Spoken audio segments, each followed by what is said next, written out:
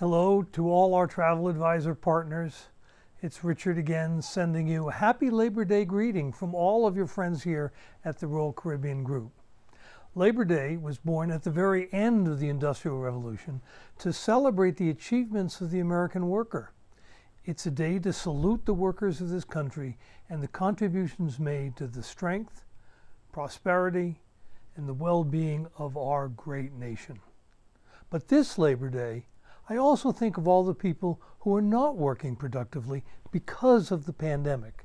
I think of the untold grief and misery that this pandemic and the steps we've taken to control it have caused to people across the land. People who just want to work or operate their businesses or raise their children. That includes so many of you in the travel and tourism business. But you've persevered. And I'd like to take this opportunity to thank so many of our travel advisors who have continued to work with us and continue to prepare for the day when our industry comes roaring back. Against that background, I'm really more encouraged than I have been in a long time.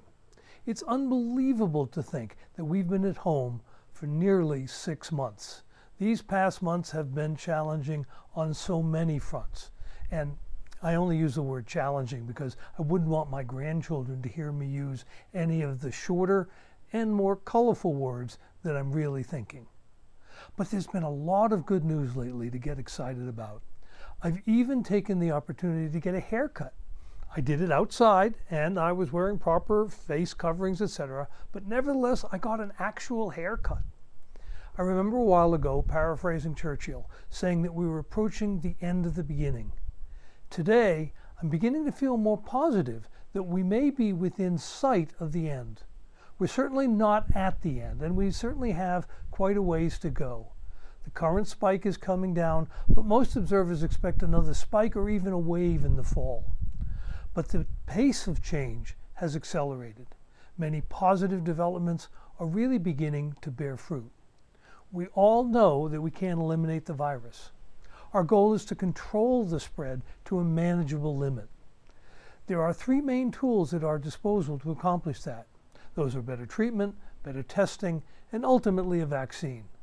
The recent progress on each of these has been very encouraging. As a start, the progress our doctors and hospitals have made has been nothing short of miraculous. New drugs, new treatments, and new knowledge have driven the fatality rate down dramatically, and it represents an important piece of this so important puzzle. The biggest news recently has been the development of these new so-called lateral flow testing. They're called lateral flow tests because instead of using a vial or other container to run the sample through some machine, the sample is simply swiped laterally across a card about the size of a credit card. The card, in 15 minutes, then gives a result in a manner analogous to the way a pregnancy test works. No sending to labs, no machines, and relatively cheap. This is huge. It will allow broad-based testing and identification of positive cases, which is the holy grail of epidemiologists. If we know who has the disease, we can isolate those few people instead of isolating all of society. And lastly, the news about a vaccine seems more positive every day. The 2 leading candidates for the vaccine, Moderna and Pfizer, are both far along in their final trials.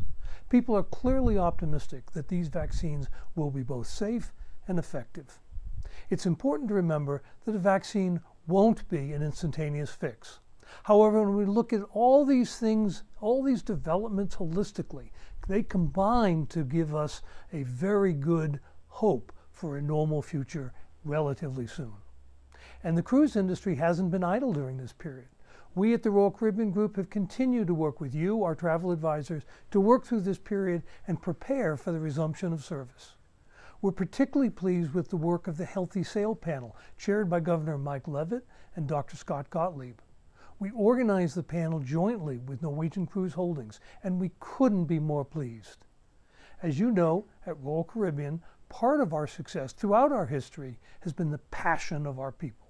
They really care about what they do, and their passion continuously drives us to new heights. What has impressed me has been the similar passion that the panel members have brought to their task. They have been thorough, they have been focused, and they have been engaged. They've devoted an amazing amount of time and effort to the project, and I've been blown away by their commitment. They really care. Just to give one example, when a question arose about ventilation systems on board, they engaged leading experts to run detailed testing. They installed equipment that released billions of microparticles, and then they measured how these microparticles behaved in different areas and under different conditions. It took weeks to develop the testing protocols, set up the equipment, and evaluate the results. But the result was a science-based answer to just one aspect of their work, and provided a very positive and science-based answer regarding our HVAC system.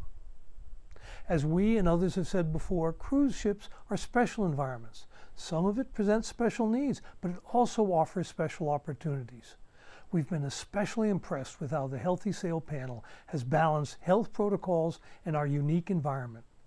The goal of our panelists continues to be to develop procedures and protocols that mean you will be safer on a cruise ship than in your hometown, while still feeling like you're on a vacation. And we are increasingly optimistic that we will succeed in that goal. Our measured approach to a healthy return to service has allowed us to plan for a measured return when the science allows, rather than the approach of trying to restart in the face of yesterday's news. To paraphrase Wayne Gretzky, we are skating to where the hockey puck will be rather than where it is now. We are in sight of the downward slope. Like everything about this disease, it's a rocky slope, but we're getting closer to the other side of this crisis every day, and I'm excited about that. Now, remember, put on those face coverings and wash those hands.